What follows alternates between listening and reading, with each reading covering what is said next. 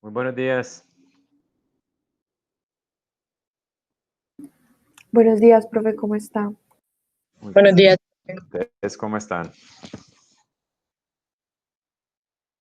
Muy bien, gracias.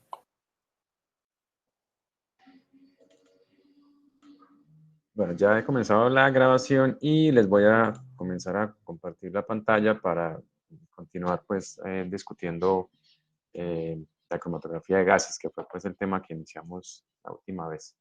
Habíamos dado pues algunas características de la cromatografía, de hecho pues verifiqué que nos faltó pues ver un poco la diferencia entre la cromatografía gas líquido y la cromatografía gas sólido. Entonces aquí voy a volver un momento para retomar eso.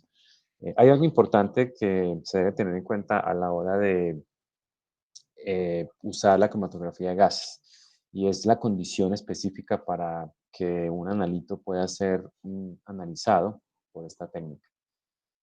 Idealmente debe ocurrir esto, que el analito por sí solo sea volátil, ¿no? Esta es la condición, porque el proceso en la columna se lleva a cabo con una fase móvil gaseosa. Por lo tanto, las moléculas del analito deben poder integrarse a esa corriente y pues, la forma de hacerlo es evaporarlo. O sea, el analito va a estar evaporado, ¿no?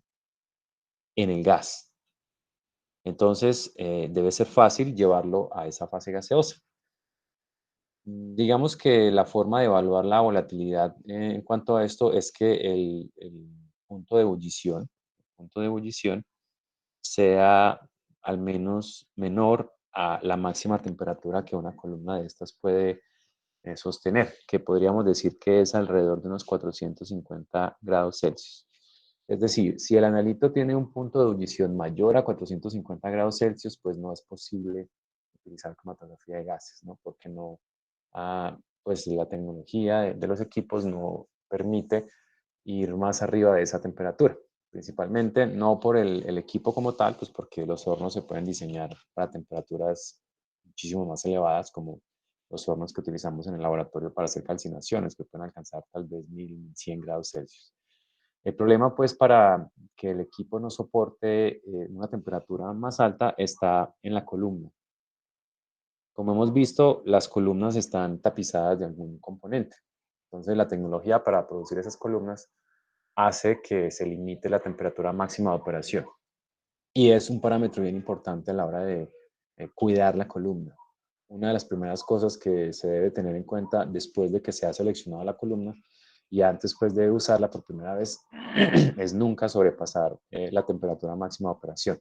Y pues los fabricantes, dependiendo del compuesto que esté al interior de la columna, van a dar una guía de cuál es la temperatura máxima. O sea, la recomendación es que se opere al menos 10 o 20 grados por debajo, ¿no? Porque pues está la temperatura máxima que pueden soportar, pero perdón, entre más tiempo se someta a esa temperatura, pues más limitado va a ser el tiempo de vida de esa columna. Entonces es algo importante.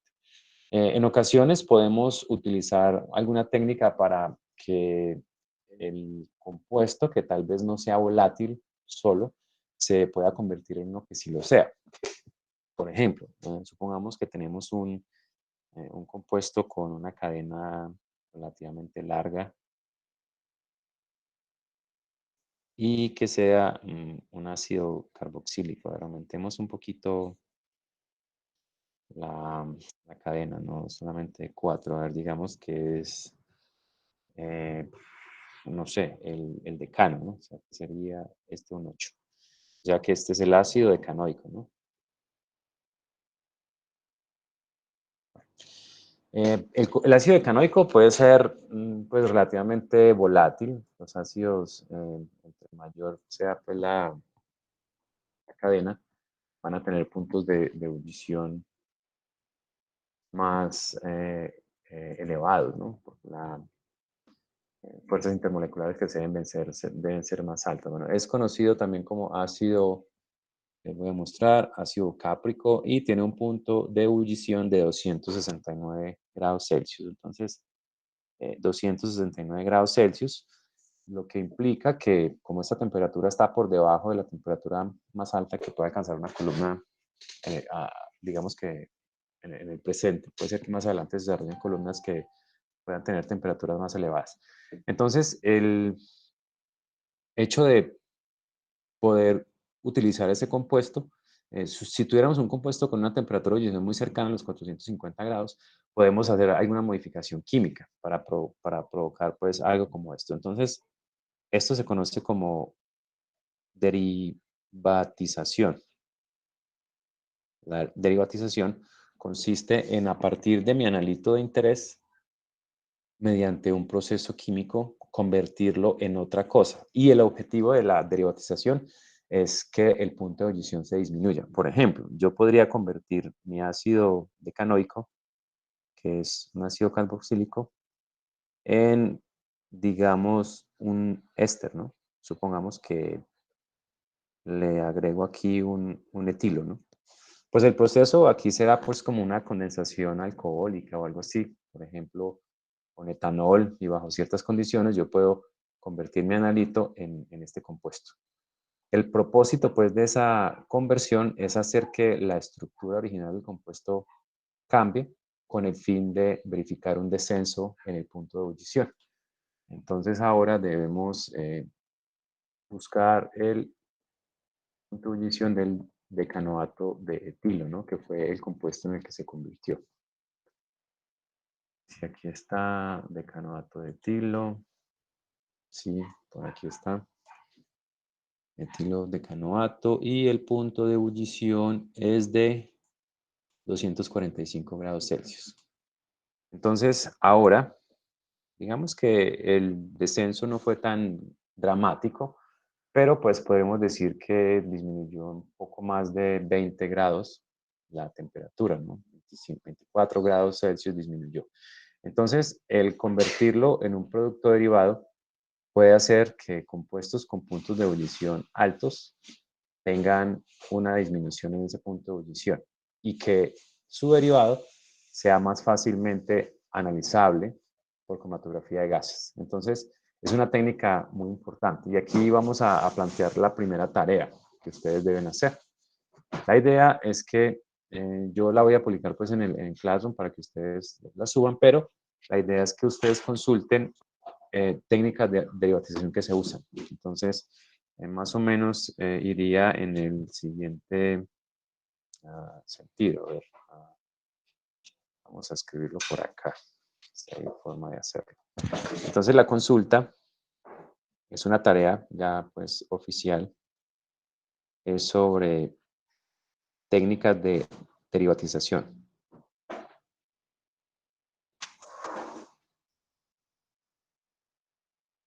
¿Cuáles son los tipos de derivatización más usados, ¿no? ¿Qué deben tener? Primero, una descripción. Descripción del proceso, por ejemplo. En el caso anterior es una esterificación. Dentro de la descripción deben verificar cómo se encuentran las condiciones de reacción. ¿Cómo se lleva a cabo la derivatización? Por ejemplo, en el caso anterior, no sé, se mide la muestra, se lleva a un frasco para someterlo a elevada temperatura, se agrega el etanol y se usa un catalizador de algo. ¿Cuáles son las condiciones de la reacción? Y van a buscar de cada una de las técnicas, porque pues la esterificación no es la única, hay otras, un ejemplo. En ese ejemplo deben escribir una reacción, ¿sí? Como lo que yo acabo de hacer. Y dentro de eso deben tener los puntos de ebullición, antes y después. Hay algunos de los compuestos que se producen en las reacciones de derivatización que son de estructuras muy complejas. Entonces, digamos que en el caso de algunos de los derivados que se obtienen, no es fácil encontrar el punto de ebullición, pero por lo menos con el cambio en la estructura se puede predecir que la formación de ese compuesto va a hacer que la molécula se empaque menos compacta, ¿no? Y que entonces las fuerzas intermoleculares disminuyan, disminuyendo el punto de ebullición. Entonces ya se puede analizar por la técnica. Entonces no sé si está clara en qué consiste la tarea. ¿Tienen preguntas de esto? Yo creo que podemos poner una fecha para el jueves de la siguiente semana. Eso sería, vamos acá. Eso sería como, pero el viernes 11 creo. Podemos discutir esa tarea. ¿Sí? Entonces yo voy a publicar esas condiciones en Classroom y allí pues les va a llegar una notificación al calendario para que tengan en cuenta pues esa primera tarea. Entonces, sobre las técnicas de derivatización, de todas las que puedan encontrar, hay como unas 4 o 5, a veces más técnicas que pueden estar por ahí disponibles. ¿Cuáles son las condiciones de cada una de ellas? O sea, es tomar una técnica, por ejemplo, la que les acabo de mostrar, esterificación. La esterificación en la descripción consiste en a partir de ácidos o amidas, otras cosas, convertirlas en ésteres. La reacción general es esta, no sé, con una R, etc. Y luego, sí, un ejemplo. En el ejemplo van a decir, el ácido decanoico se convierte en el decanoato de etilo y el cambio en el punto de ebullición es este, así como lo acabo de mostrar. Entonces, la idea es que se verifique que realmente el proceso de derivatización sirvió para obtener un compuesto con un punto de ebullición menor al de partida. ¿Está claro? Quisiera pues que me confirmaran si fue claro pues el mensaje de la tarea. Sí, profe. Listo. Profe, una pregunta. ¿Se debe hacer la descripción y todo para todas las técnicas que encontremos? Para cada una, sí, para cada una. Así como lo Ya. acabo de decir, muy conciso. Por ejemplo, esterificación consiste en convertir ácidos carboxílicos y amidas en ésteres mediante reacción con alcohol. Esa es la descripción general. Y luego ya sí la reacción de ejemplo. Listo, profe, gracias. Bueno. Los dos tipos de cromatografía de gases dependen de la fase estacionaria. Si la fase estacionaria es un sólido, pues se llama cromatografía gas sólido, ¿no? Y si es un líquido, se llama cromatografía gas líquido. Aquí hay un error, esta sería cromatografía gas, pensé que lo había corregido, líquido. Eh, la más usada de estas, digamos que es la cromatografía gas líquido, esta. Diferencias en cuanto a la estructura de la columna. Aquí lo que estamos viendo es como una vista a la derecha, una vista frontal de la columna rellena pues de material. Digamos que la imprecisión de la figura está en que en cromatografía suele usarse un empacado homogéneo, ¿no? O sea que las partículas idealmente deben tener el mismo tamaño. Bueno, pero bueno, digamos que la figura nos sirve para al menos entender la configuración de este tipo de cromatografía. Entonces lo que ven aquí en azul es la fase estacionaria que está alrededor de un soporte.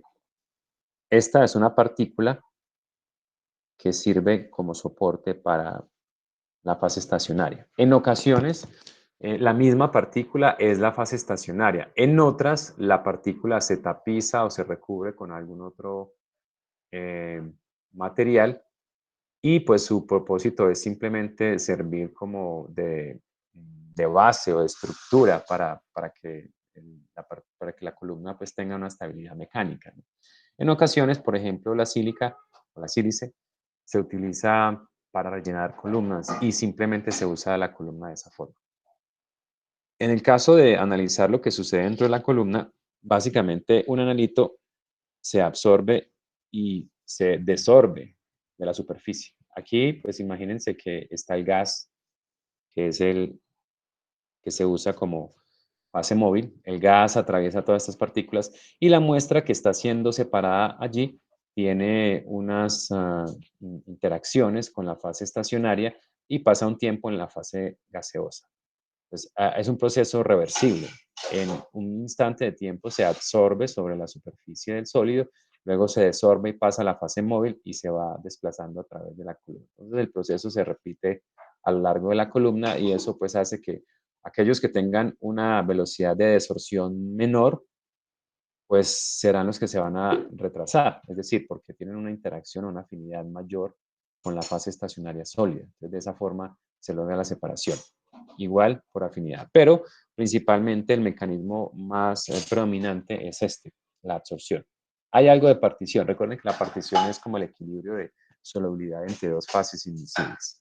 ¿Qué es lo que sucede en la cromatografía gas líquido? La columna, que es lo que está aquí en amarillo, es la que mecánicamente le da la configuración, la resistencia mecánica pues a la columna, y al interior, tapizado internamente, está una fase líquida.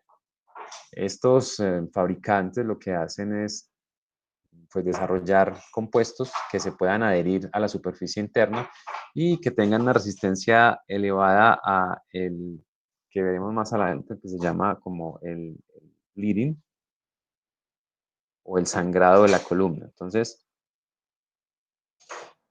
el sangrado es cuando la columna comienza a perder fase estacionaria. Y pues digamos que acentuado por algunas condiciones. Por ejemplo, yo les hablé hace un momento que sobre la resistencia limitada de las columnas a la temperatura. Cuando estamos a temperaturas elevadas, este proceso es mucho más marcado.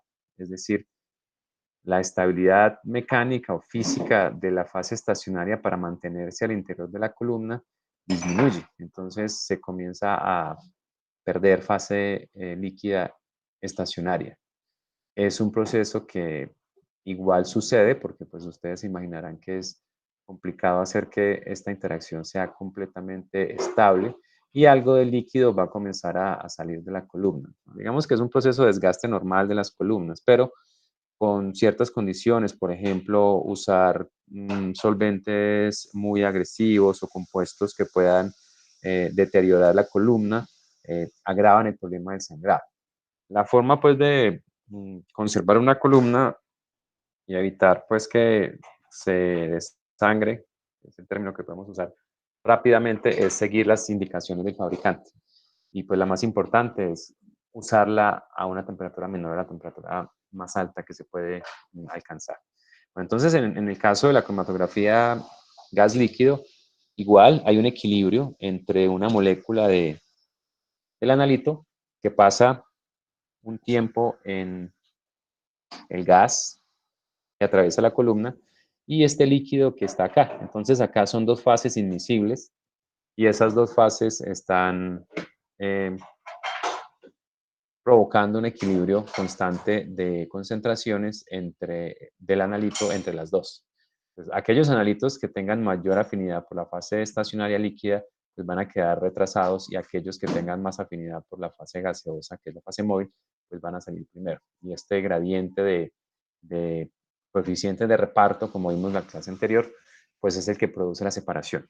Entonces, los mecanismos más representativos para la separación en cromatografía de gases son la partición o el reparto y la absorción, cuando se trata pues, de una fase estacionaria que es sólida. Este cromatograma, bueno, las ventajas de la cromatografía de gases ya las hemos discutido la clase anterior y también habíamos analizado este cromatograma en donde vimos pues que básicamente la separación puede darse a cabo, puede llevarse a cabo una columna no polar. Bueno, hay algo importante que pues, quisiera añadir a esta diapositiva, y es que en cromatografía de gases, a diferencia de cromatografía líquida, donde en la cromatografía líquida yo puedo cambiar la composición del solvente, en la cromatografía de gases no es común y pues de hecho no es práctico, los equipos no vienen provistos de una forma de cambiar la polaridad del gas. Además, los gases que se usan son limitados, son como unos 4 o 5 diferentes gases que se usan en cromatografía de gases. Pues porque ellos cumplen con los requisitos que deben tener para ser usados como fases estacionarias, fases móviles, perdón. Entonces, la selección o la selectividad no se da tanto por cambiar la fase móvil, que es el gas, sino por cambiar su temperatura.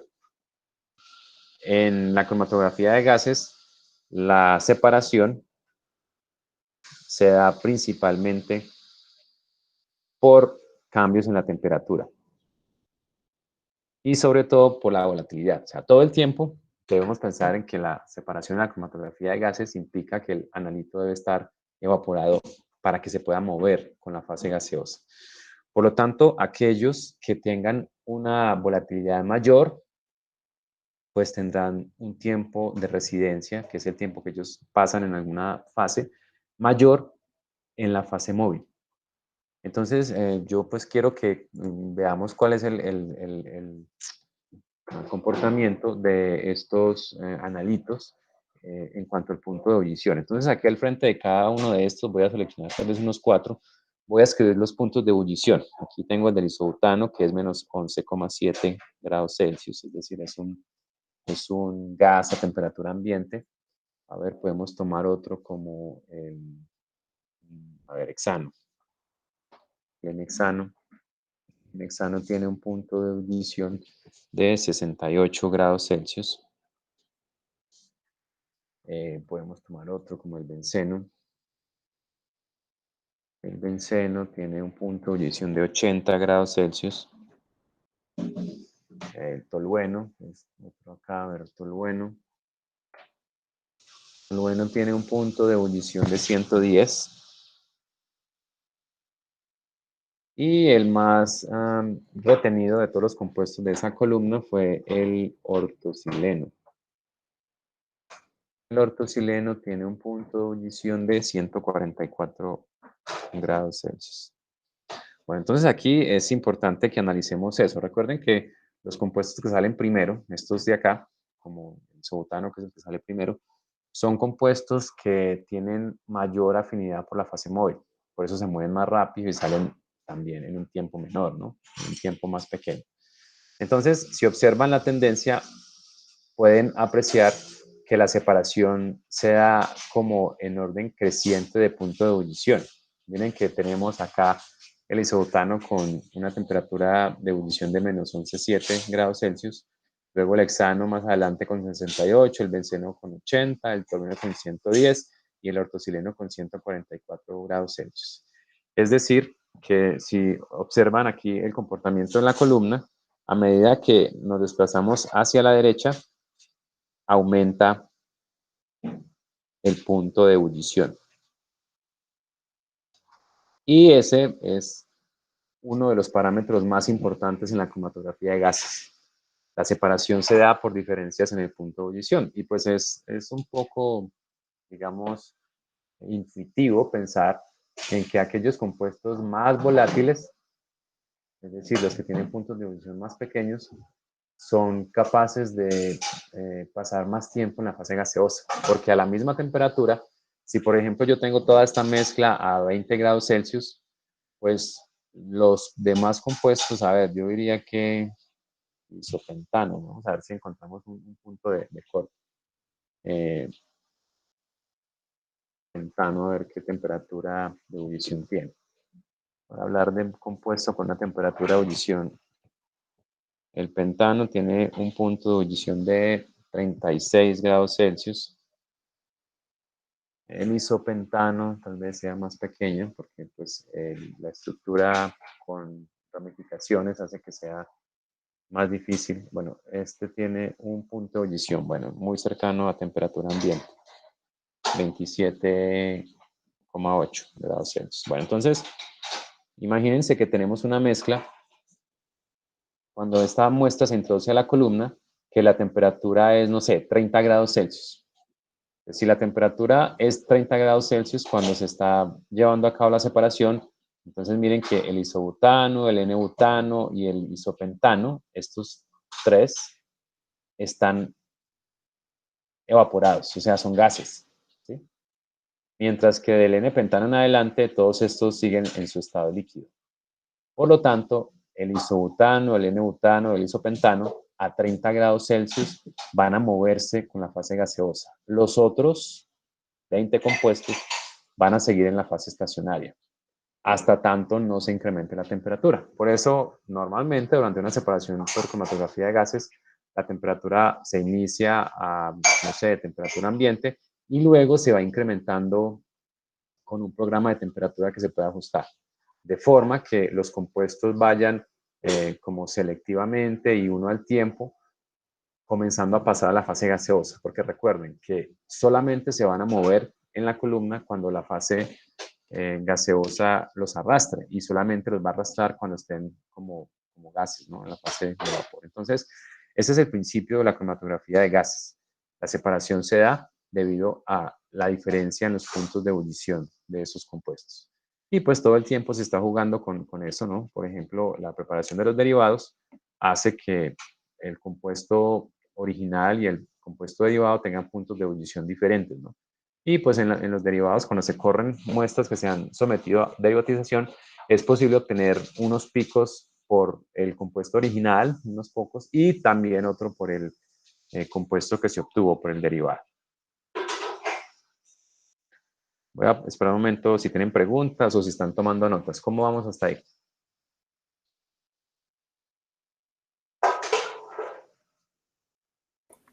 Sí, profe, gracias. Bien, bueno, entonces continuamos con las Profe, yo tengo una aplicaciones. pregunta. Sí, En la cromatografía, por ejemplo, de gas líquido, cuando usted dice que hay una parte del analito que se retiene en la fase estacionaria y luego sale, ¿no es posible que una vez que se termina la cromatografía de gas líquido se quede un porcentaje, una cantidad de ese analito en la fase estacionaria que no salga o sí, todo sí, salga? claro. Cuando uno analiza una muestra desconocida, es posible que no, durante, digamos, la corrida de inspección o si uno está buscando un compuesto determinado, programe una temperatura determinada, ¿no? Pero que al final, después de que la corrida terminó, algún componente de la muestra no alcanzó la fase de vapor y se va a quedar al interior de la columna. Entonces eso contamina las columnas. La forma en la que normalmente se hace como un lavado, si pues es el término que podemos usar, es que al final de las corridas y antes de la siguiente corrida se pone a circular gas por la columna. Eso también aplica para el HPLC. En ocasiones también sucede eso. Algún componente de la muestra se queda adherido fuertemente a la columna y eso pues hace que la columna ya no funcione igual porque los espacios que va a necesitar la siguiente muestra están ocupados por un compuesto que está muy anclado pues al interior de la columna. Entonces lo que se hace es como un purgado previo al análisis o pues posterior a la corrida. En ese lo que se hace es llevar la columna a una temperatura muy elevada, en el caso de la cromatografía de gases, y por espacio de 20 minutos o 30 minutos poner a circular el gas. Eso hace pues como que se enjuaguen esos compuestos que se niegan pues a salir de la columna, que se pueda como enjuagar la columna y hacer que la temperatura elevada eh, facilite la salida de esos compuestos. Y en cromatografía líquida pues hace lo mismo, ¿no? Se pone a circular solvente, sobre todo un solvente con una polaridad muy diferente a la fase estacionaria para que se salga pues de la columna los contaminantes que pueden haber quedado atrancados en la columna. ¿Sí, sí fue clara Ah, bueno. la respuesta? Listo. Sí, profe, gracias. Bueno. En ocasiones, incluso cuando eso sucede, por ejemplo, uno se equivocó y utilizó una muestra demasiado agresiva, se puede simplemente dañar la columna. Y en ese caso, pues ya hay que conseguir otra. Y ya tener en cuenta que para la próxima, pues no lo debemos hacer, ¿no? Las aplicaciones de la cromatografía de gases incluyen pues varias. Aquí está pues el límite que les hablaba. Esta es la temperatura máxima. Entonces, los compuestos deben tener puntos de ebullición menor a la temperatura. Digamos que eso es en la actualidad. Puede ser que más adelante se desarrollen tecnologías, sobre todo columnas, que puedan aguantar una temperatura más elevada, ¿no? Pero pues digamos que ese es el límite, ¿no? Se pueden analizar diferentes compuestos, como alcoholes en sangre, como compuestos aromáticos, lo que les mostré ahora pues, de la separación de compuestos derivados de la gasolina, sabores y fragancias. Miren que estos son compuestos muy volátiles, ¿no? Las fragancias, los gases permanentes. ¿Sí? Por ejemplo, los análisis de gases de combustión se pueden llevar a cabo también usando cromatógrafos de gases. ¿Sí? Muchos de los sistemas que usan en estos centros de diagnóstico automotor están basados ya sea en detectores o en equipos infrarrojos o en cromatógrafos de gases. Entonces, no sé si han visto que al interior del exhausto de los vehículos ingresan como un electrodo no, sería como un sensor que recolecta los gases y los lleva allá. Entonces, es común utilizar cromatógrafos de gases para hacer análisis de gases de combustión. Pues, hidrocarburos, pesticidas, herbicidas, ¿sí? Y todos estos compuestos. Entonces, allí está pues señalado cuál es el límite, ¿no? La temperatura de ebullición. Deben ser pues compuestos que se puedan volatilizar fácilmente. Bueno, quiero detenerme un momento en esta última figura para mostrarles el efecto de la alta concentración de un analito entre las dos fases. Entonces, pues por ahora quiero solamente hacer un zoom en esta primera parte de la figura, a ver si puedo, no. Aquí, bueno, quería ver una sola, pero bueno, ahí está. Entonces, lo que está mostrando esta figura es aquí, en la interfase, a ver, yo creo que debo seleccionar un color tal vez negro. En este punto de acá, que estoy dibujando, tengo la fase líquida, ¿sí? Que puede estar soportada pues sobre un sólido, ¿no? Que es esto. Entonces voy a dibujar aquí físicamente la fase sólida. Lo que hay en rojo no es algo que exista físicamente en la columna. Lo que está representando esto es la concentración o la población de moléculas en el líquido. Entonces, es una distribución normal, ¿no? Pueden ver la campana gaussiana. Significa que en algún punto la concentración está siendo pequeña, pero la mayoría parte de las moléculas salen juntas o están aquí juntas, ¿no? Y aquí sale, pues, a la derecha una concentración más baja. Lo mismo ocurre con esto que está dibujado en azul. El área está representando la concentración o la población de moléculas, pero en el gas. ¿Sí? Lo mismo que acá. No es que esto sea el gas, sino la concentración o la población de moléculas en el gas. Entonces, la suma de estas dos áreas nos daría como la cantidad total de analito. Si vemos en este caso, este analito tiene una alta concentración de sus moléculas en la fase líquida y una baja en la fase gaseosa. Recuerden que en la fase gaseosa es donde se produce el movimiento o la ilusión. Si la concentración en la fase líquida es mucho más grande que en la fase gaseosa, seguramente la velocidad a la que éste se va a mover es lenta, ¿no? Por eso, pues, comparado con el que hay a la derecha, está retrasado. O sea, el movimiento, la ilusión está hacia la derecha, de izquierda a derecha. Y lo produce esto, que es el gas portador. El gas está arrastrando las moléculas hacia allá. Entonces, ahora sí, pues, quiero ver el panorama completo. Si se trata de dos analitos diferentes, como lo es acá, el analito que está más a la izquierda, la cantidad de moléculas en el gas es pequeña, pero la cantidad en la fase estacionaria es grande. Comparado con este otro analito, que es lo que se representa acá, otro grupo de moléculas, la cantidad de ellas en la fase líquida disminuyó o es menor, no disminuyó porque no se trata del mismo compuesto. Es más pequeña que la cantidad de moléculas en el líquido del otro compuesto. Y la razón está en que la cantidad de moléculas en la fase gaseosa aumentó. Entonces, si comparamos esta distribución de concentraciones en ambas fases con la de la derecha, la de la izquierda predominantemente está en mucha mayor proporción en la fase líquida, mientras que la que está a la derecha tiene mayor cantidad de moléculas en la fase gaseosa que la anterior. Esto implica que esta va a quedarse retrasada. La razón, pues puede ser desde el punto de vista de la fase líquida, es porque la mayor cantidad de moléculas están en la fase líquida que está quieta, ¿no? Y solamente una pequeña porción, pues si hacemos una relación, podríamos decir, no sé, el 20%, están en la fase gaseosa. Mientras que, perdón, para el otro compuesto, la gran cantidad de moléculas que hay en la fase líquida ha disminuido en comparación con el anterior y más moléculas están en la fase gaseosa. Entonces, este compuesto se mueve más rápido. El resultado en un cromatograma que se obtendría, digamos, aquí al final, si aquí al final yo tengo como un detector, ¿cierto? Que esté midiendo el momento en que estas moléculas abandonan la columna, el resultado gráficamente sería algo como esto. La señal que viene pues de ese detector en función del tiempo nos daría pues el cromatograma, ¿no? Entonces saldría un compuesto acá y otro compuesto acá. Este compuesto que salió primero sería este que hay al frente. Digamos que estos son A y B, los dos compuestos. El primero que llega al detector es B y el segundo es A. No sé si es claro que lo hacen en ese orden. El compuesto B va adelante, ¿no? O sea que ese compuesto B es el que primero sale a la columna, no alcanzar el detector. ¿Sí es claro o no? Sí, profe. Listo.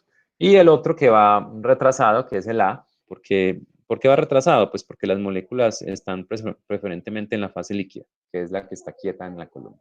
Entonces, la separación se da de nuevo por el punto de ebullición, por la volatilidad. Seguramente este compuesto que va adelante es más volátil o tiene un punto de ebullición más bajo que el compuesto que viene aquí atrás.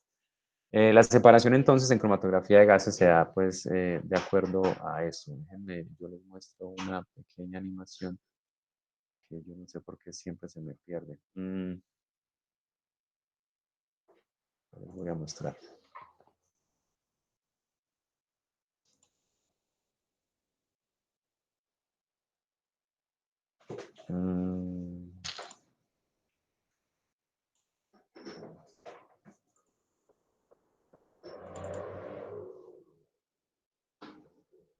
Bueno, aquí está. En esta animación pues se ve el proceso, cómo ocurre.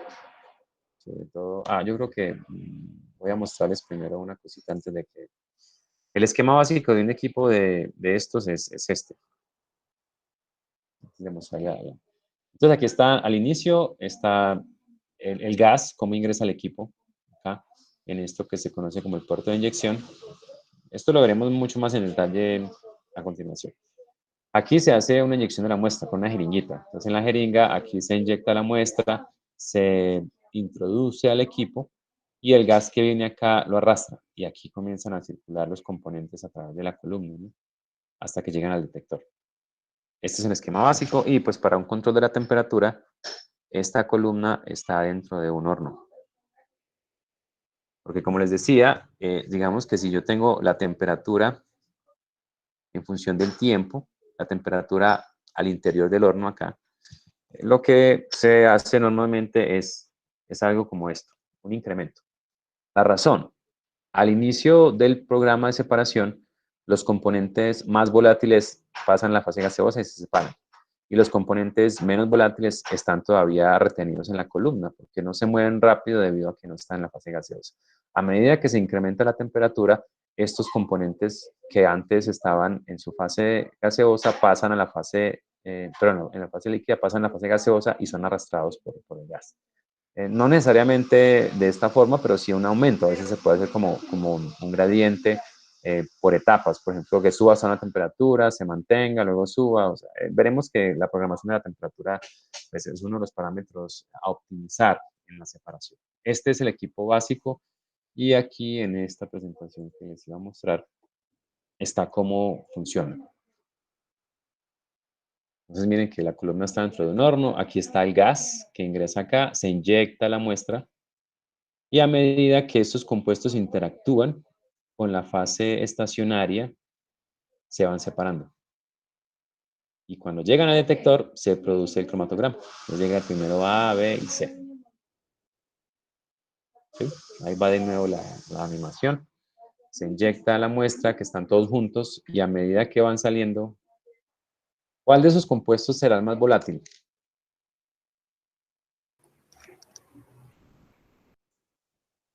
De los tres colores, azul, verde o rojo.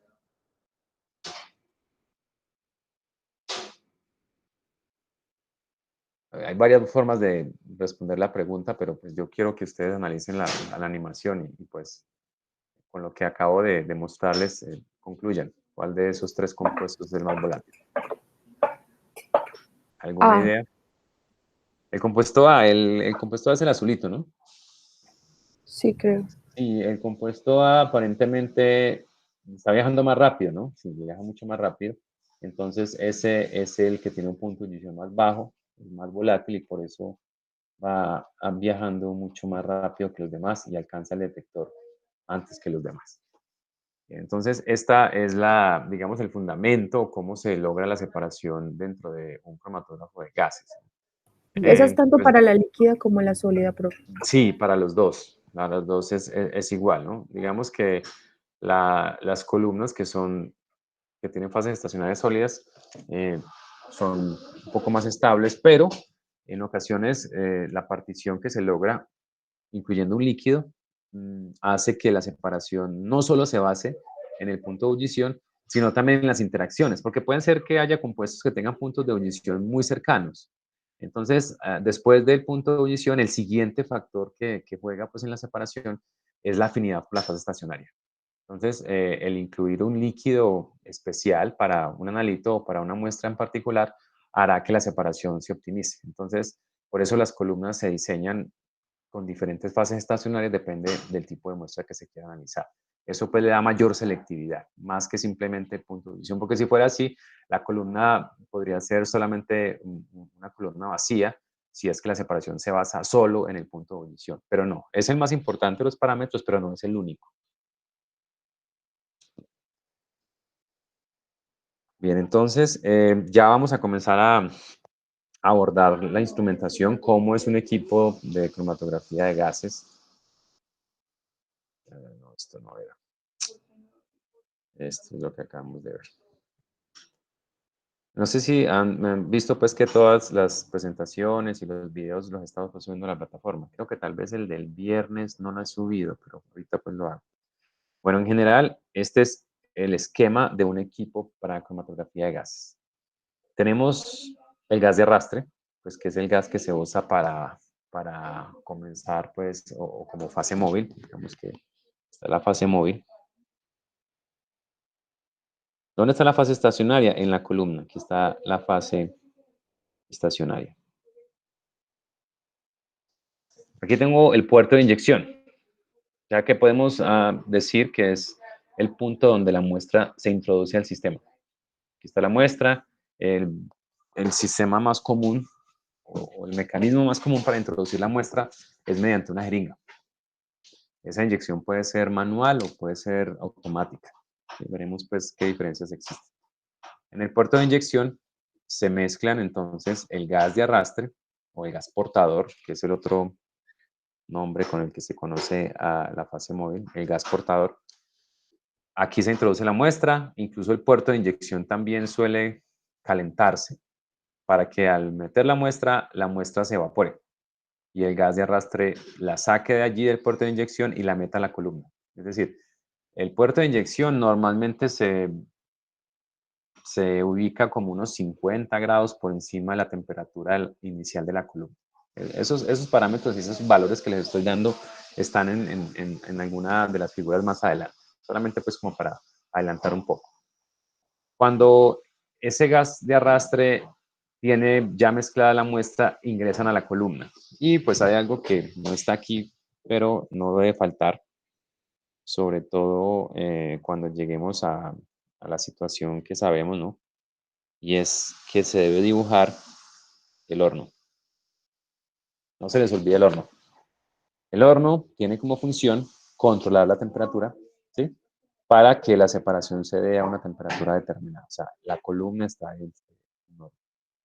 Y al final, pues cuando la muestra sale del horno, como vimos en la, perdón, de la columna, como vimos en la animación, llega el detector. El detector convierte esto y el sistema de datos pues va a darnos el cromatograma, ¿cierto? En función de la señal.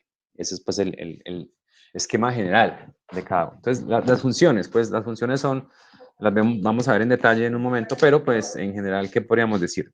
El gas de arrastre, ¿cuál es la función? Es la fase móvil, ¿cierto? Es la que produce la elusión. El puerto de inyección es donde se introduce la muestra. La columna es donde se lleva a cabo la separación y el horno tiene la función de controlar la temperatura. El detector, pues, él mide la presencia al final de la columna de los compuestos de la muestra. Y el sistema de datos convierte esa señal en función del tiempo en un cromatograma. Es necesario pues que este sistema y el de inyección tengan una conexión. La razón está en que cuando se inicia la separación es el momento exacto cuando se introduce la muestra al equipo. Ahí es donde se inicia o se debe contar el tiempo cero. El tiempo cero del cromatograma es el momento en el que se inyecta la muestra. Ahí es donde el sistema de datos arranca y comienza pues a medir lo que el detector le está entregando. Esa sincronización entre el sistema de datos y el puerto de inyección, pues en los sistemas automáticos de inyección, es decir, en un sistema automático uno simplemente le introduce los parámetros de análisis al equipo y presiona una tecla, no sé, un enter en un computador que está conectado al equipo o alguna tecla en el mismo equipo, el sistema inicia. Y pues hace unos lavados previos de la jeringa, inyecta la muestra y en el momento en que la muestra entra a la columna, el sistema de adquisición de datos arranca solo. Eso pues en los sistemas automáticos de inyección. En los sistemas manuales es un poco más complicado porque la inyección se hace, la hace pues el analista. Ustedes tienen que tomar una jeringuita muy pequeña, medir la muestra que se va a inyectar, introducirla en el puerto de inyección como la aguja de esa jeringa y luego bajar el émbolo. En el momento en que se baja el émbolo, hay que iniciar el sistema de adquisición de datos. Entonces, digamos que es un poco más complejo porque pueden haber retrasos o adelantos en ese proceso de inyección. Entonces, depende pues de la habilidad que uno tenga y pues ahí tendría que usar las dos manos, una mano para empujar el émbolo y la otra mano para iniciar el equipo o la adquisición de datos. Entonces, eso hace que sea un poco más complejo. Pero pues todavía hay equipos que tienen inyección manual. Profe, una pregunta. Sí. Por lo general, las muestras de la cromatografía de gases siempre son en estado líquido. La mayor parte de las muestras son líquidas, aunque también hay muestreadores de gases, ¿no? Pero son pues un poco más o menos comunes, ¿no? Como el que les decía de el muestreador de gases de combustión. Ese pues es una celdita en el que el gas entra, seguramente habrá una bomba que hace succión y luego manda eso a una celda donde se introduce al cromatógrafo. Pero sí, los más comunes son las muestras líquidas y gaseosas. Ya, pues muestras sólidas no, las muestras sólidas no se manejan en los equipos de este tipo. Profe, ¿y cuál es la función de los gases de soporte en la sección del detector? Hay algunos detectores, y veremos ya pues en la sección de detectores, que utilizan una llama, una pequeña llama para quemar lo que sale de la columna. Entonces, dependiendo si se está quemando gas de arrastre, es decir, no ha llegado ningún compuesto allá, esa llamita produce una señal. Pero cuando llega allá un compuesto que se quema, eh, ese tipo de detector mide los iones producidos durante esa combustión. Entonces, es un tipo, hay dos tipos de detectores que utilizan una llama. Esos necesitan gases para la combustión, o sea, estos necesitan gases de soporte para una combustión. Pero no son todos los sensores, hay algunos detectores que no necesitan una llama, sino que funcionan con otro tipo de gases. Pero sí, hay un par de detectores que utilizan gases, hidrógeno, por ejemplo, para producir una combustión. Y esos son los que están pues allí. Digamos que en general no está incluido allí en el diagrama de instrumentación, pero aquí está incluido porque ese detector que se llama el de ionización de llama, lo veremos en detalle más adelante, es el más común de todos los sensores usados para cromatografía de gases. Y ese usa un gas para la llamita que se produce. Bien, este es el esquema como un poco más adaptado al mundo real de un equipo de cromatografía de gases. Entonces aquí tenemos el gas portador, que está en cilindros, la columna que está dentro del horno, el puerto de inyección, aquí está con una jeringuita, esta jeringa realmente no hace parte del equipo, es un accesorio, se puede sacar y meter pues con la muestra. Aquí está el detector, nuevamente se está mostrando la llamita azul de tal vez el de ionización de llama. Y aquí está el sistema de datos. Digamos que para los que tengan habilidades artísticas, esto sería lo que podrían hacer. Los demás, los que no, pues haríamos un diagrama de rectangulitos o de bloques para representar cómo están interactuando las partes del equipo. Pero ya pues es lo que sigue es mostrar uno a uno esos componentes y sus características. Entonces comenzamos aquí por el gas de arrastre. El gas de arrastre cumple dos funciones principales. La primera es que transporta los componentes de la muestra, es decir, produce la elusión, porque es el que se mueve pues dentro de la columna. Y la segunda es crear una matriz para el detector. Cuando no hay muestra, la señal que produce el gas portador debe ser una señal estable y muy cercana a cero. ¿Sí? Digamos que esto es cero señal. El gas de arrastre, cuando llega al detector, produce una señal. Esta señal debe ser la señal de referencia, es decir, el detector crea la referencia con base en la señal que produce el gas de arrastre. El gas no es que se abra cuando se inyecta la muestra, no, el gas está circulando unos minutos antes de que se inyecte la muestra.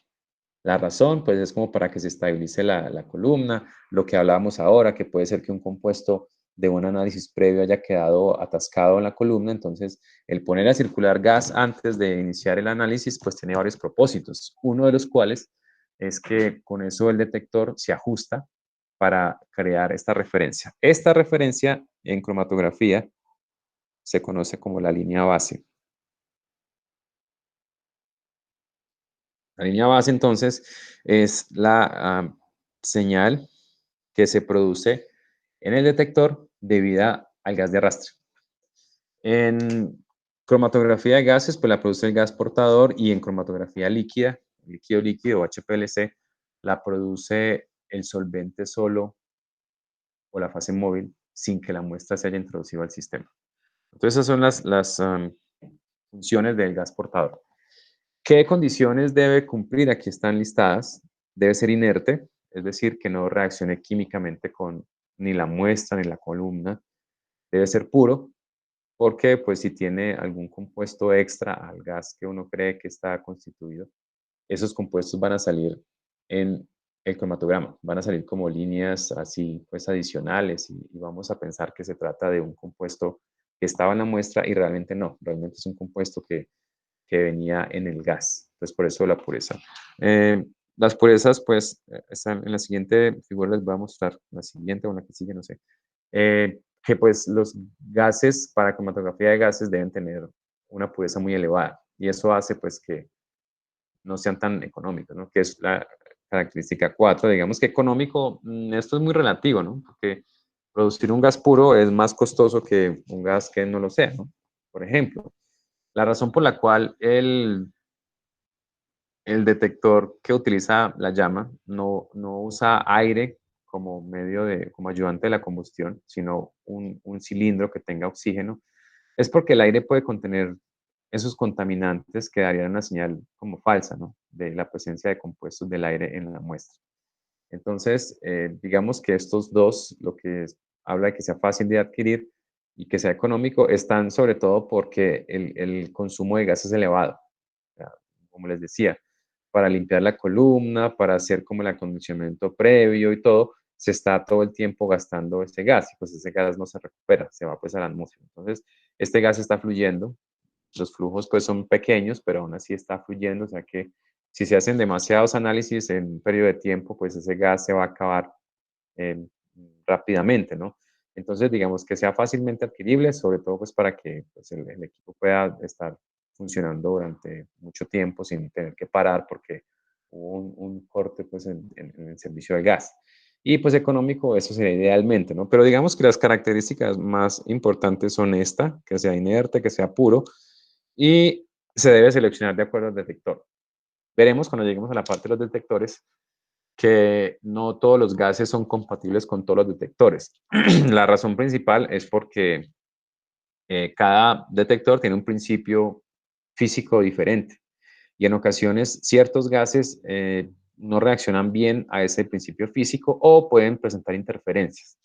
Por ejemplo, hay un detector que básicamente funciona midiendo la resistencia o la conductividad eléctrica del gas que sale de la columna.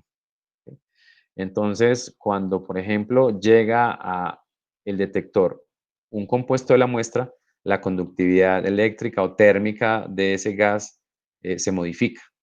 Entonces, ese detector tan especializado requiere un gas que tenga una conductividad térmica elevada para que haya cambios medibles. Entonces, digamos que la selección del gas de arrastre también depende del detector. Esos dos están íntimamente relacionados. Los fabricantes, y pues por principio uno puede saber qué gas es el más adecuado para el detector que está usando. Por ejemplo, si yo estoy usando ese detector que funciona con una llama, pues no será, digamos, recomendable que mi gas de arrastre sea hidrógeno. O sea, si estoy usando hidrógeno como fase móvil, el hidrógeno es un gas inflamable, entonces no puedo usar una llama al final de la columna si de mi detector están saliendo gases que son inflamables. Eso haría pues que pues fuera peligroso, ¿no?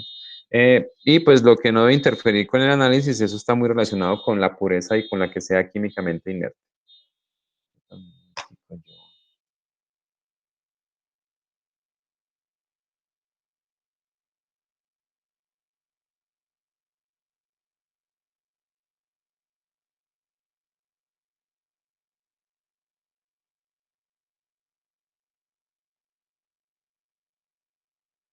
Bueno, entonces el gas de arrastre debe cumplir pues, con esas condiciones. Aquí pues vamos a ver cuáles son las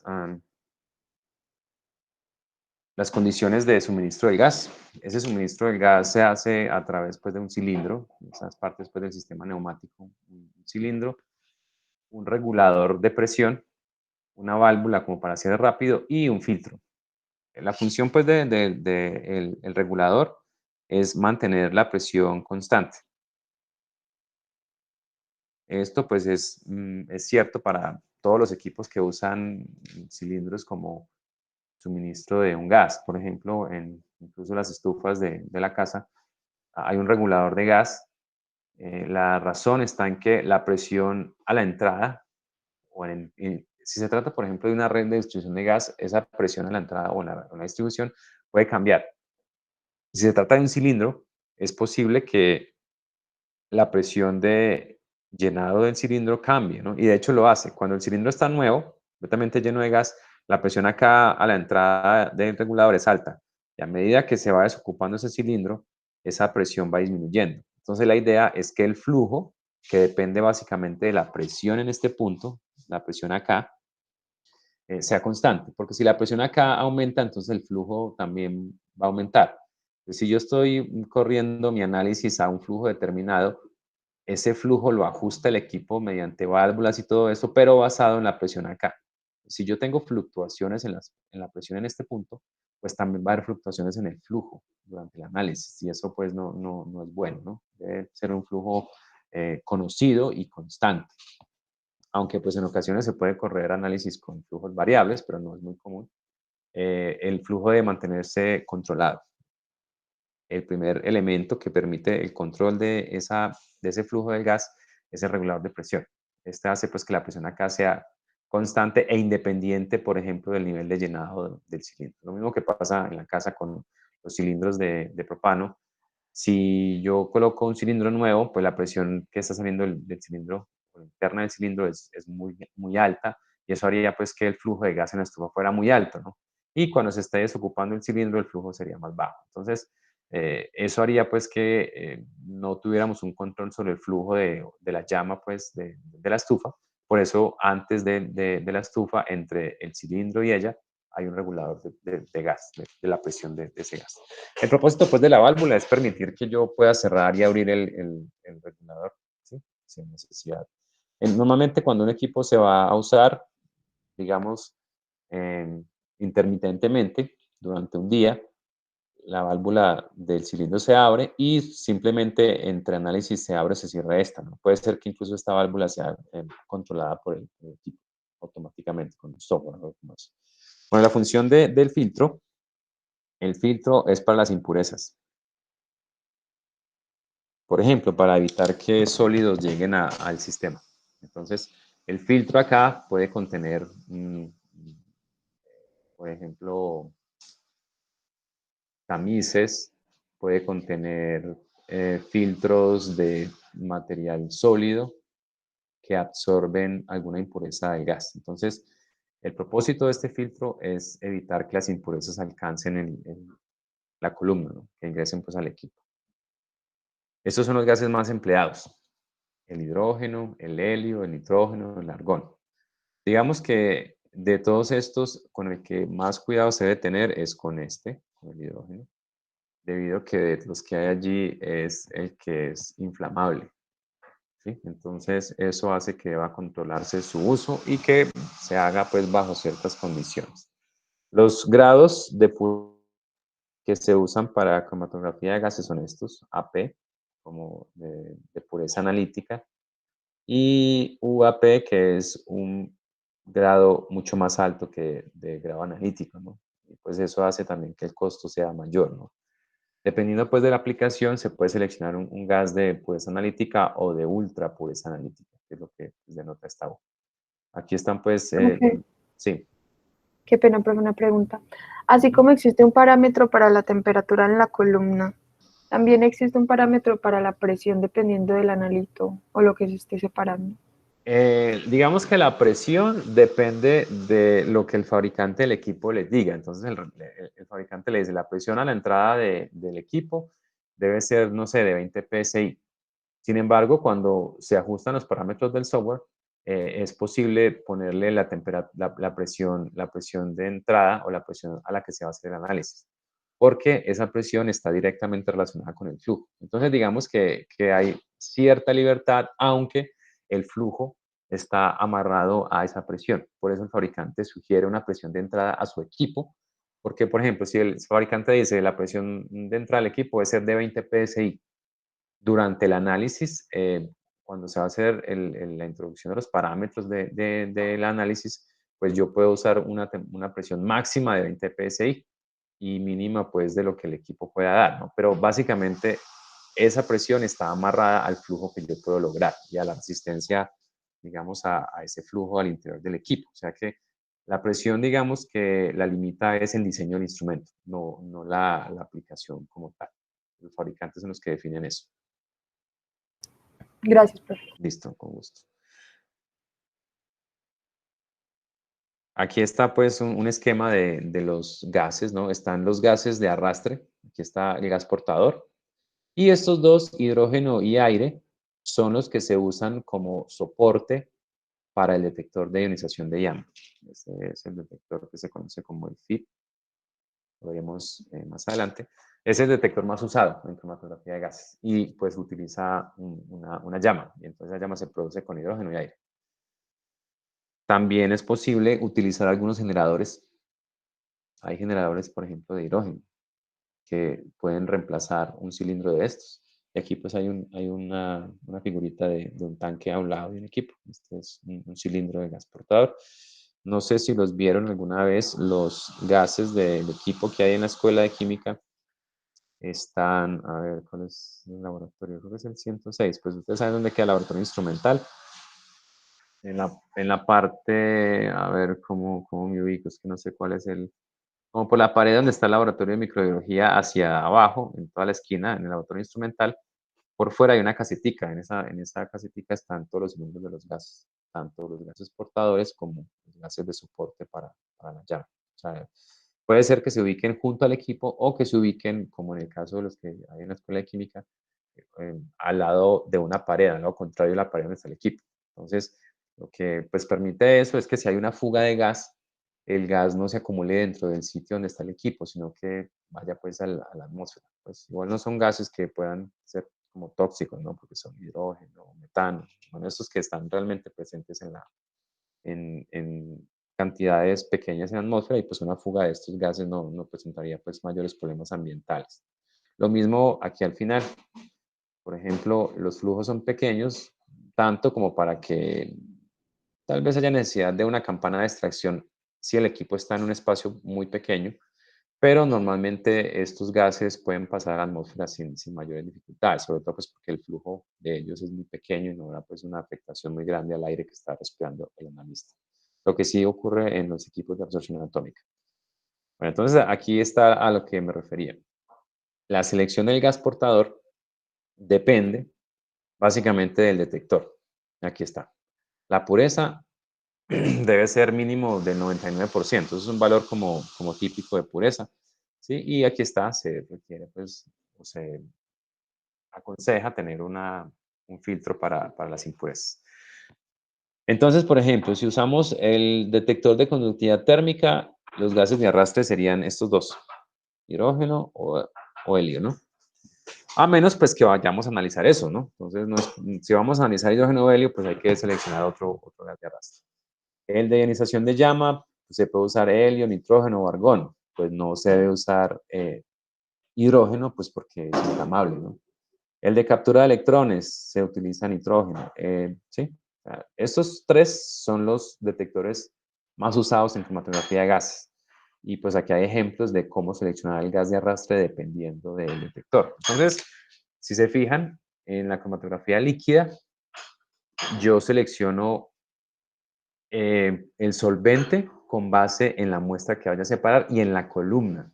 ¿Sí? Es decir, con base en la fase estacionaria y en mi analito. Mientras que en la cromatografía de gases, la selección del gas portador casi que exclusivamente depende del detector que vaya a usar. Entonces, son criterios de selección bien distintos. Y pues la razón está en la naturaleza de la separación del instrumento. El gas portador, pues ya vieron que no hay muchas opciones, hay como 4 diferentes gases o mezclas de gases que se pueden usar como gas de arrastre o gas portador, mientras que en la cromatografía líquida pues podemos usar una gran variedad de solventes orgánicos y la selección de ellos pues incide directamente en la separación. En la cromatografía de gases, digamos que la limitación en seleccionar la fase móvil se compensa con el hecho de que yo puedo cambiar la temperatura y la temperatura influye de una forma bien marcada en la separación. Bien, aquí pues hay una pequeña descripción de la velocidad del gas y esa velocidad del gas depende de varias cosas, depende de la presión, como decíamos ahora, ¿no? Entonces, la velocidad debe ser una velocidad que produzca una separación adecuada y eso cuando lleguemos a la parte de analizar los parámetros que influyen en la, influencian la separación, veremos qué sucede si se aumenta o se disminuye la velocidad del gas de arrastre. Eso directamente afecta la separación cromatográfica. Bien, aquí lo que hay del control, pues eso lo veremos un poco más en detalle más adelante. Bueno, entonces, eso era pues lo del gas de arrastre. La siguiente unidad es el puerto de inyección. Como me preguntaban ahora, la mayoría de esas muestras son líquidas. Digamos que porque son más fáciles de manipular. Es más sencillo tener un pequeño vial con la muestra líquida y pues medir una porción con una jeringa y luego inyectarlo en la columna. Entonces, digamos que es por facilidad.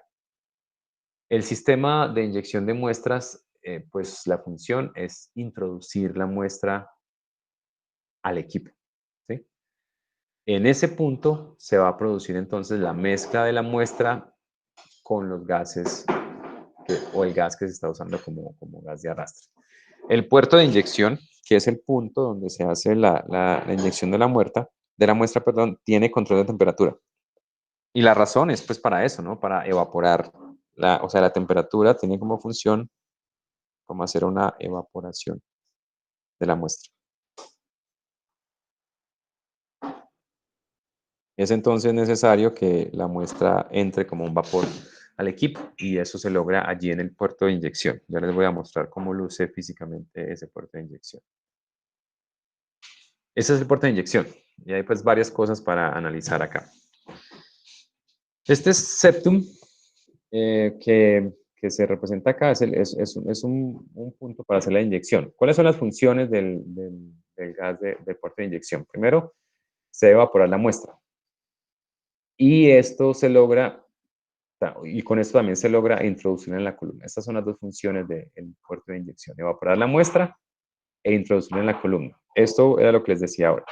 Normalmente, el puerto de inyección se calienta a una temperatura de al menos 50 grados Celsius mayor a la temperatura a la que inicia la columna. Si, por ejemplo, la temperatura inicial de la columna va a ser 25 grados Celsius, entonces el puerto de inyección se coloca a 75. Digamos que es una regla para garantizar que la muestra pase del puerto de inyección a la columna y no se quede allí atascada en el puerto de inyección. ¿Sí? Entonces, digamos que es una evaporación rápida.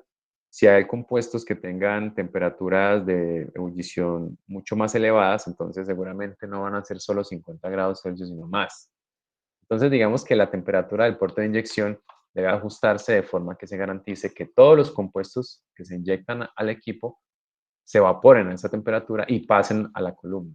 Seguramente, si está, digamos, el sistema de inyección, no sé, digamos 200 grados Celsius y la temperatura inicial de la columna es 50, es posible que cuando esa muestra toque el puerto de inyección, que va a estar a 200 grados Celsius, se evapore completamente, el gas la lleve al interior de la columna. Y cuando lleguen a la columna, algunos de los componentes se van a condensar, porque la temperatura es de 50 grados. Entonces, ese es un proceso normal en la separación por cromatografía de gases, que algunos componentes de la muestra se condensen a la entrada del puerto de inyección, y luego, pues cuando la columna se comienza a calentar, pues irán selectivamente a evaporarse.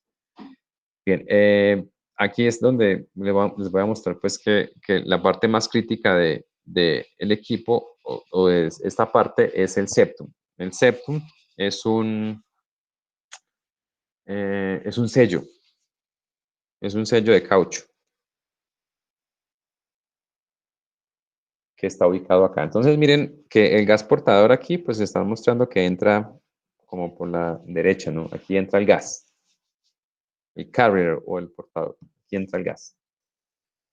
Utilizando una jeringa, aquí se le hace un agujero. Esto es una jeringuita que tiene aquí un émbolo. Supongan ustedes que esto es una jeringa, ¿no? Aquí está la muestra. Entonces, la jeringa se introduce, la aguja es larga. Con esa aguja se perfora ese sello de caucho. Cuando la aguja entra, hace un agujero a través de ese sello de caucho. Y la idea es que el sello debe ser hermético para que el gas no vaya a salir por ahí.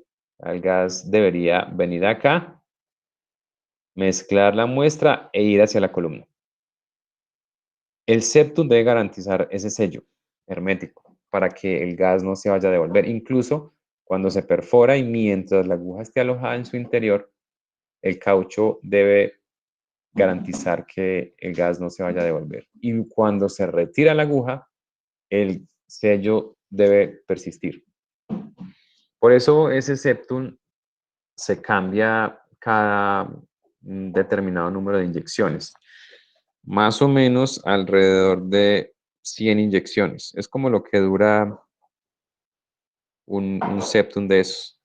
El septum es como, a ver, no sé si ustedes recuerdan esas pequeñas tapitas que tienen los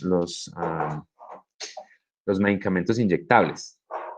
Las inyecciones que vienen un polvito o un líquido, no las ampolletas, sino las que vienen en un frasquito de vidrio y que tienen encima como un sello metálico que une un caucho con el frasquito, ¿no? Esa es más o menos la apariencia de un septum.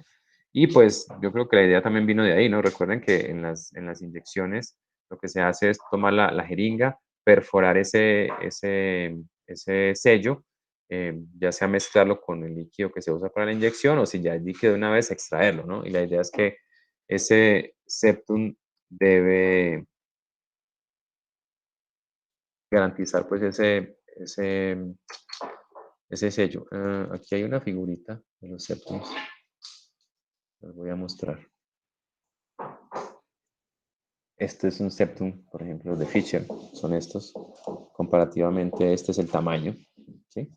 Entonces son disquitos de caucho que van a ser usados para el interior del puerto de inyección.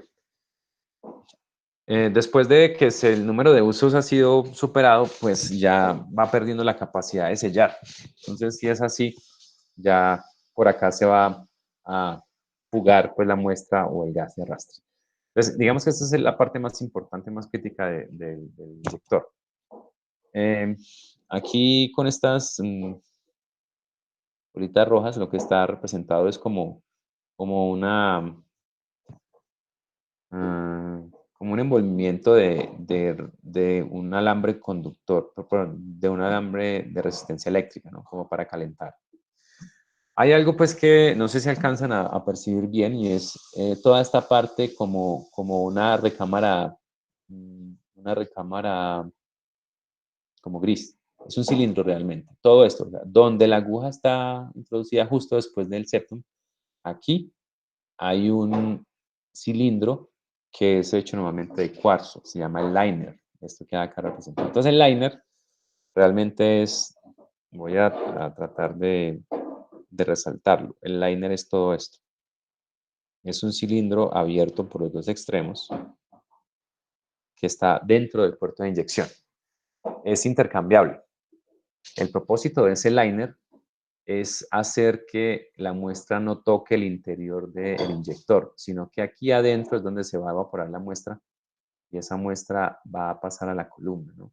Y la razón está en que pues hay muestras que pueden dejar residuos. Entonces, el liner proporciona una superficie limpia para la evaporación de la muestra y evita pues que se contamine el interior del inyector.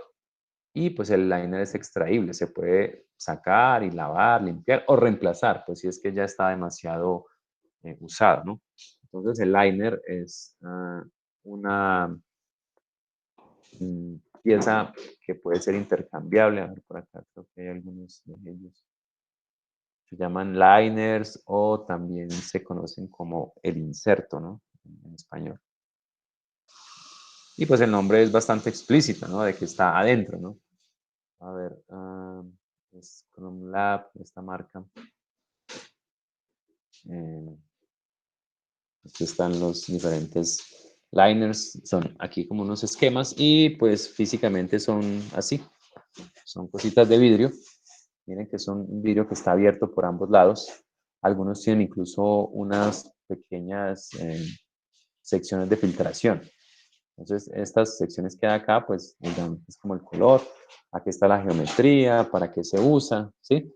Eh, los tipos de muestras, ¿sí? Entonces, cada uno de estos tiene una diferente configuración dependiendo de eso. Entonces, el propósito, pues, del liner es mantener el interior del inyector limpio, ¿no? Estos liners se pueden intercambiar, como para que... Entonces, el proceso de nuevo se iniciaría con introducción de la jeringa a través del septum. Se empuja el émbolo, la muestra gotea al interior del liner, el gas de arrastre se mezcla con ese gas que se produjo porque esto está caliente y pues ambos, el gas con las, arrastrando los componentes de la muestra, llegan a la columna. Entonces, esa es la primera etapa pues del equipo como tal, la introducción de la muestra en el equipo a través del puerto de inyección. Entonces aquí hay una descripción del liner, proporciona un volumen de superficie inerte para la evaporación, para que no se contamine, se fabrica de vidrio, ¿sí? El vidrio resistente a la temperatura, se deben reemplazar o se pueden limpiar. Yo creo que pues, la forma más económica de usarlos es después de los análisis se limpian, ya sea en un baño de ultrasonido o con algún kit de limpieza especial. Y pues los liners, como vimos, están diseñados para cada inyección. Vieron, pues, por ejemplo, que este fabricante les dice cuál usar dependiendo del tipo de muestra, ¿no? Y vienen como por código de colores, ¿sí? Y hay pues una selección de liners que depende pues de la muestra que se vaya a analizar.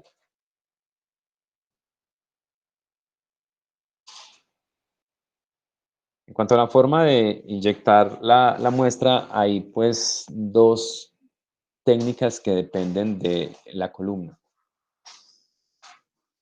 Si la columna es empacada, es decir, es cromatografía, gas sólido, ¿sí?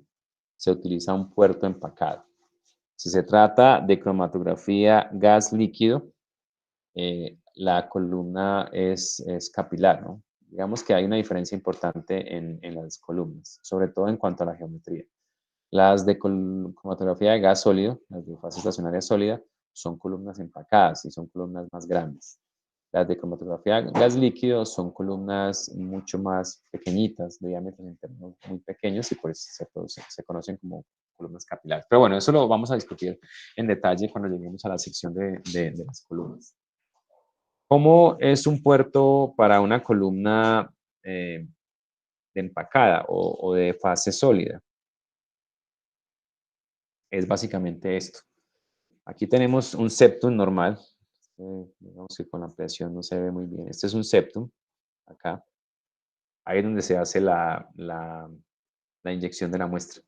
Aquí tenemos el gas y una válvula para ingresar el gas al sistema de inyección, ¿sí? También una válvula como para purgar, si es necesario, ¿no? Entonces, cuando se hace la inyección, esta válvula está cerrada para que el gas venga se mezcle con la agujita o con la muestra que está depositando la muestra acá, y pues vaya a la columna. Este es el esquema pues de la inyección en un equipo para una columna de relleno. Ahora, este sistema de inyección es para cromatografía gas líquido. Las columnas para cromatografía de gas líquido son columnas muy pequeñitas, parecen incluso como una lámpara. Les voy a mostrar pues aquí como un adelanto de una columna capilar. A ver si encontramos acá. Sí, esto. Una columna capilar puede lucir como esto. Y alcanzan a ver parcialmente. Esto que acá es una columna capilar, son columnas. Esta es una columna de relleno, se reconocen pues porque son más gruesas. Esta es una columna capilar, miren que parece, eso se podría ser un tamaño como tamaño real de la columna. Es un cilindro muy fino, incluso podría ser, por ejemplo, de vidrio. Esto podría ser vidrio. Y al interior de esta columna es por donde está el líquido que se usa pues como relleno. Entonces, esta columna está pues aquí ampliada y aquí miren el sistema o cómo se hace la inyección. El septum, que es el disco de caucho que protege pues el sistema de que haya alguna una fuga. Aquí está el gas portador y aquí está la purga del septum. Este sistema de inyección se conoce como sistema de inyección con split o división. ¿Qué significa? Que aquí viene, digamos, el gas con la muestra, llega al sistema, una parte se purga y otra parte va a la columna. Entonces, no toda la muestra que se inyecta llega a la columna. Una parte se purga. ¿Cuándo usar este sistema? Este sistema se usa sobre todo cuando la concentración de mi analito es muy alta y se puede saturar la columna, porque la columna puede ser que no, como las columnas capilares son tan pequeñitas, como del orden de lo que les mostré acá, son volúmenes internos muy pequeños. Si yo inyecto demasiado volumen, físicamente la columna no va a ser capaz de soportar todo ese sólido, perdón, todo ese líquido al interior de ella. Entonces lo que sucede es que esa columna se va a saturar y el análisis no va a ser adecuado, ¿no? Los picos salen, los picos ensanchados y pues con formas extrañas. Entonces lo que se hace en ese caso es disminuir la cantidad de muestra, haciendo que la cantidad que se vaya a la purga sea mayor, o sea, purga o desecho, o sea, esa cantidad de muestra simplemente sale del equipo a tal vez un contenedor que se use para guardar los desechos del equipo. Entonces, este es el esquema. Aquí viene el gas de arrastre, se mezcla con la muestra que sale de la jeringa, ¿sí? Y una parte de esa muestra se va aquí. Esta es como la purga de la muestra. Entonces, por ejemplo, cuando nos dicen que el split es de 20, ¿qué significa que el split sea de 20? Significa que la relación es de 20-1, es decir, que esto es lo que se purga y esto es realmente lo que va a la columna. Es decir, que si por ejemplo yo inyecto, no sé, 1 microlitro de muestra, lo que se va a la purga va a ser, a ver, esto sería de 20-1, 1 mililitro, a ver, esto de 20 sería 0.05 y por acá 0.95 microlitros.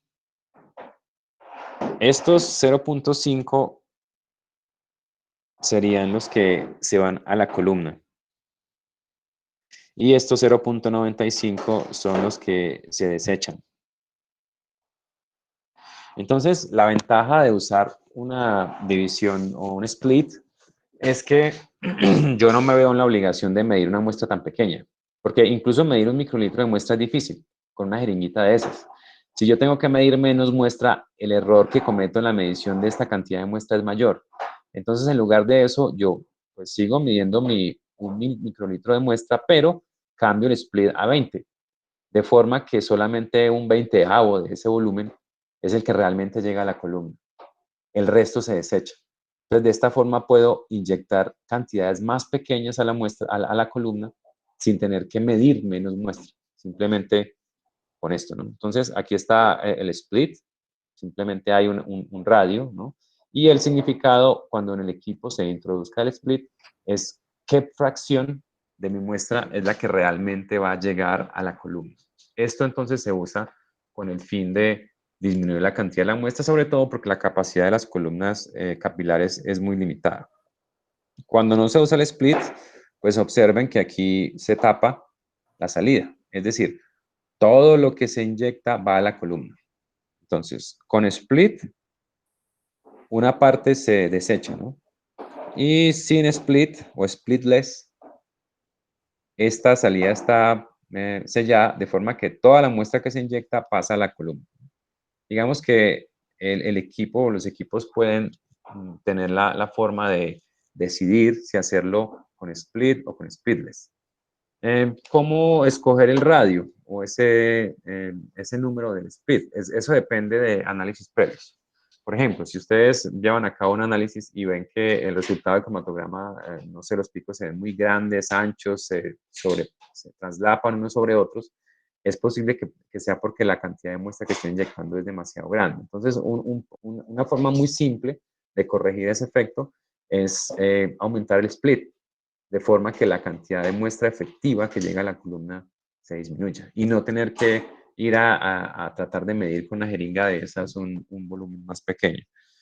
Ya les voy a mostrar las jeringas y van a ver que las jeringas son relativamente pequeñas. Esta es una jeringa tradicional.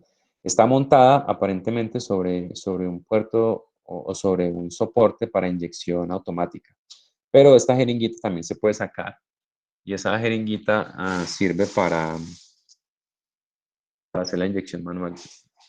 También, a ver, miremos una jeringa para GC. Sí, aquí hay una imagen de ella.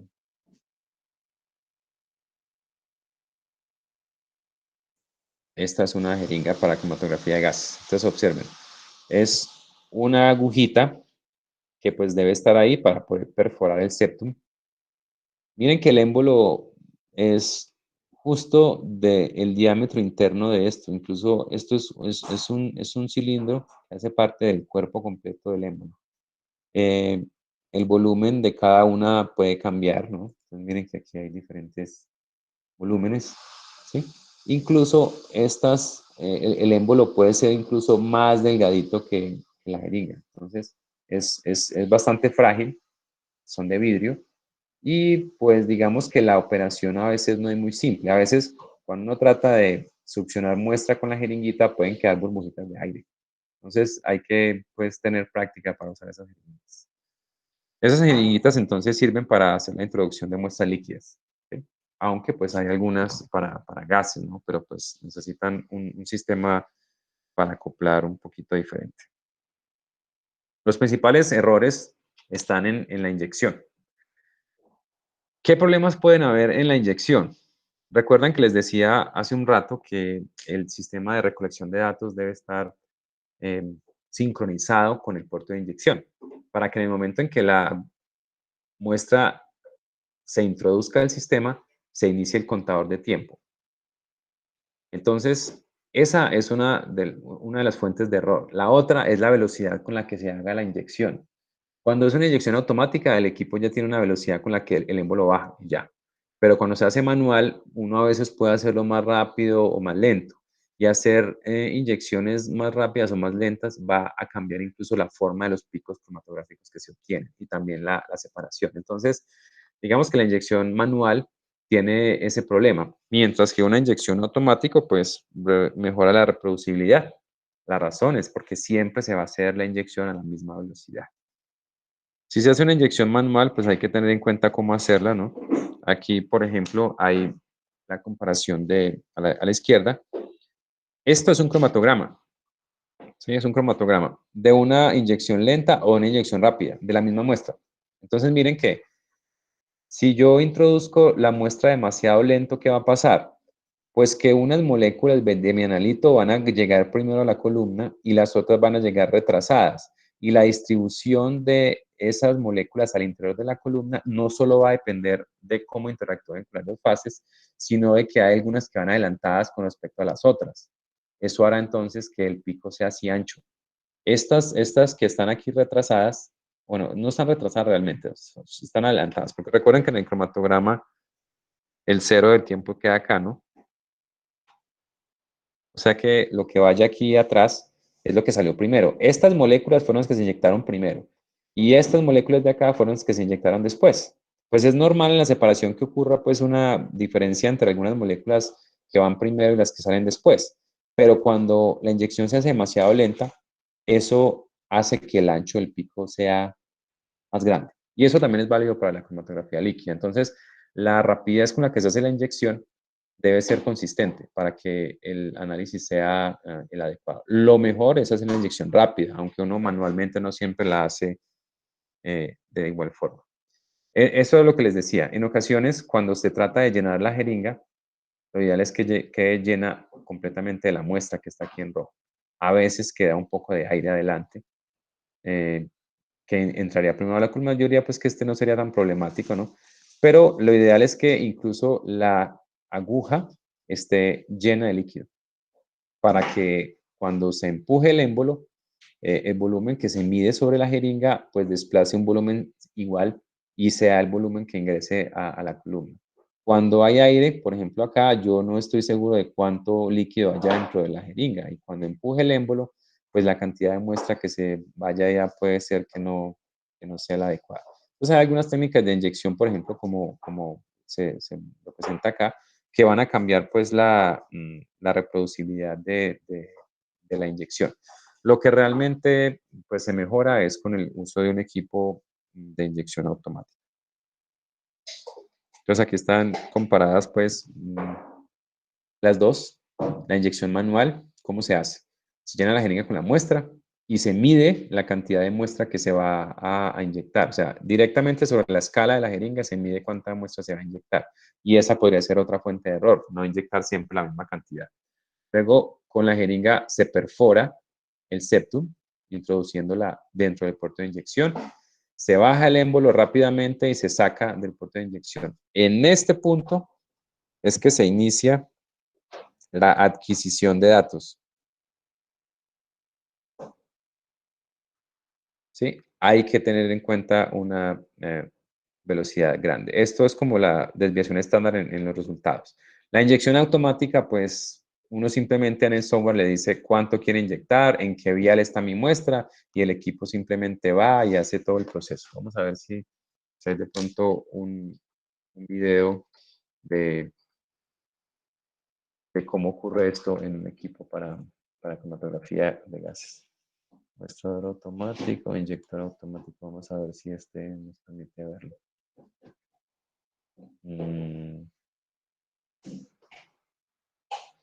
Bueno, este es un equipo Shimatsu, pero estará... Vamos a ver, aquí dice que es con inyección automática, pero no sé si 2 minutos dura. No les voy a compartir todavía el audio hasta que no muestre si realmente están mostrando el equipo o la parte de la inyección automática. No, este video no está mostrando la inyección automática, solamente es un comercial del equipo.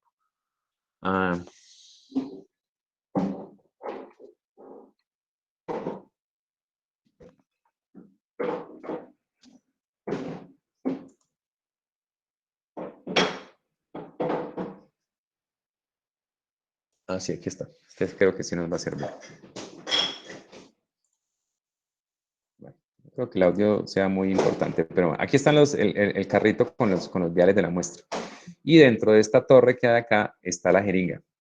Estos frasquitos que hay aquí son los frasquitos para los solventes que se usan para jugar la jeringa, para enjuagarla. Cuando se ha usado previamente, pues la jeringa queda con residuos de la muestra previa, pues no queremos que eso llegue al equipo. Entonces hay unos solventicos que se usan acá normalmente cambiando la polaridad para que tanto muestras polares como no polares sean enjuagadas. Entonces, la jeringa está acá. El primero hace esto, lo que está haciendo es enjuagando la jeringa, ¿sí? Esta es la aguja, la jeringa, entonces está en los solventes enjuagando la jeringa para eliminar cualquier residuo que haya quedado de análisis previo.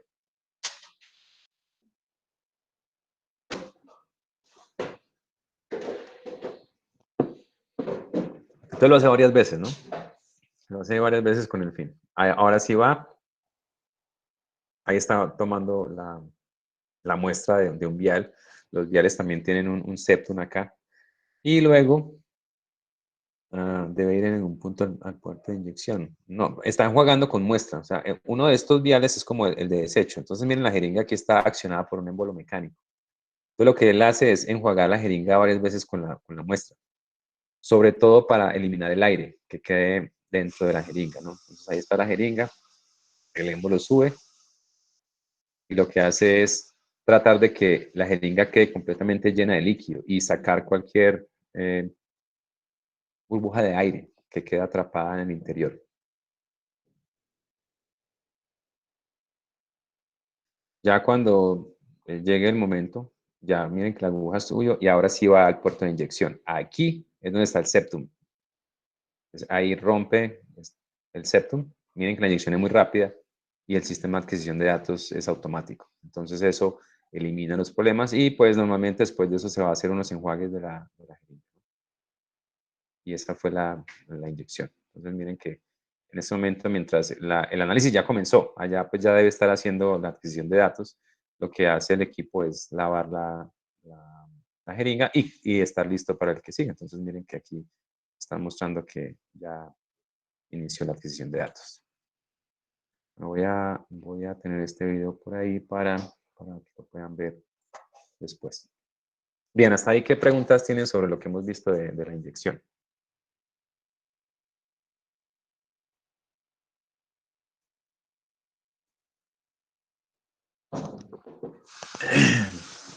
Bien, vamos a avanzar un poco con las columnas.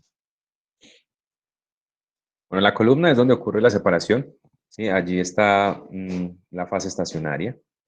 La separación depende de la temperatura, como les dije, y la columna está dentro de un horno. Aquí está pues una figura y en la que sigue les voy a mostrar qué ocurre en la columna. Este proceso ya lo vimos en la animación. Entonces, al inicio está la muestra con sus componentes integrados y a medida que pasan por la columna que está enrollada, pues se produce la separación, ¿sí? Y pues los más volátiles, como en este caso, esto que está representado como en rojo, pues llegarán primero al detector. Creo que pues, no necesitamos mucho detalle allí. Los dos tipos de columna en cromatografía de gases son las capilares, que son para la cromatografía gas líquido, y las empacadas, que es para la cromatografía gas sólido. La columna capilar es básicamente un tubito metálico o de vidrio internamente recubierto con un líquido. Los diámetros normales de estas columnas están entre 0.1 y 0.5 milímetros y la longitud típica es de 30 metros. Es una longitud bastante grande, ¿no? Son columnas bastante largas. Y la razón está en que, pues como son de diámetros tan pequeños, el volumen interno de ellas es muy pequeño y se compensa pues haciendo una columna mucho más larga y además pues una columna más larga, como veremos, hace que la separación sea mejor. A la derecha están las columnas para cromatografía de gas sólido, que son columnas empacadas.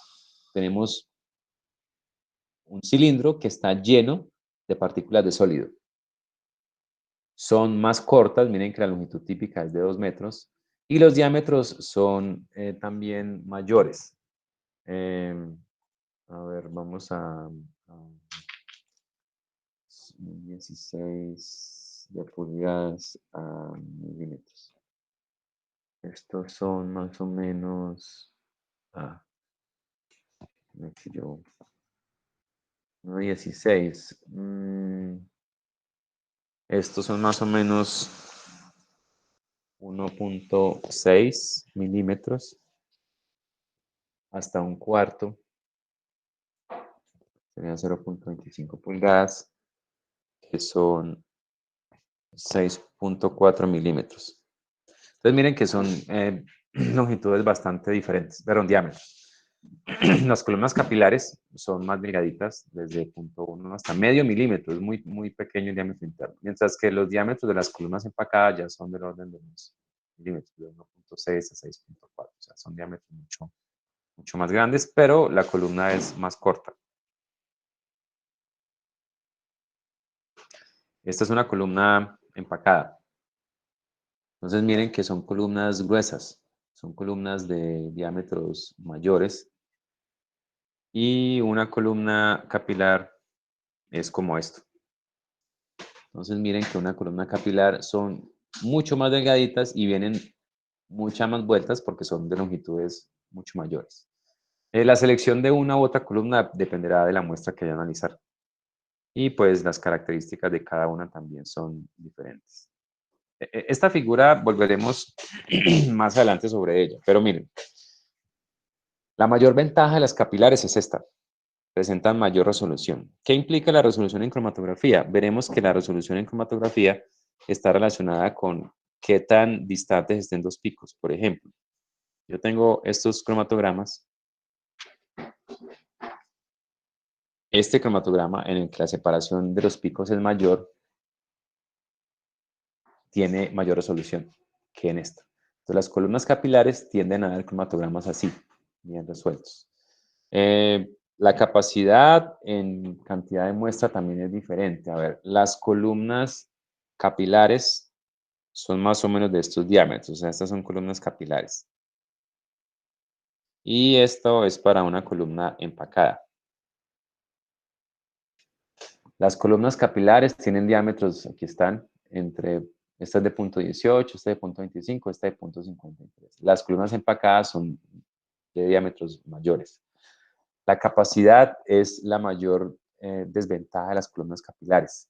Miren que en una columna capilar, que son estas, la capacidad es del orden de los nanogramos, ¿sí? Como hasta 1000 nanogramos, que son como 1 microgramo, ¿no? Mientras que en una columna empacada yo puedo tener cantidades de muestra mayor. Pero pues las columnas capilares al mismo tiempo son más sensibles que las columnas empacadas, ¿no? Esto de los platos teóricos, y esto lo volveremos sobre esta diapositiva después, cuando lleguemos a la parte de el análisis de la eficiencia de separación. Otro aspecto importante a tener en cuenta es que los flujos de gas de arrastre que se pueden tener son también diferentes.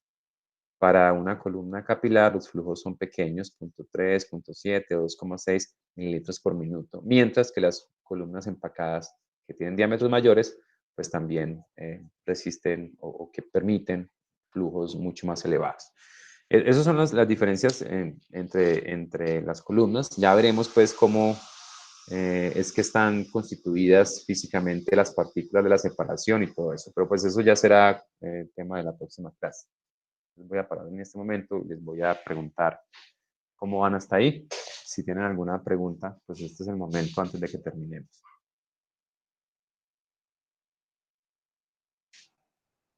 Bien, creo que no tienen preguntas. Entonces voy a tener la grabación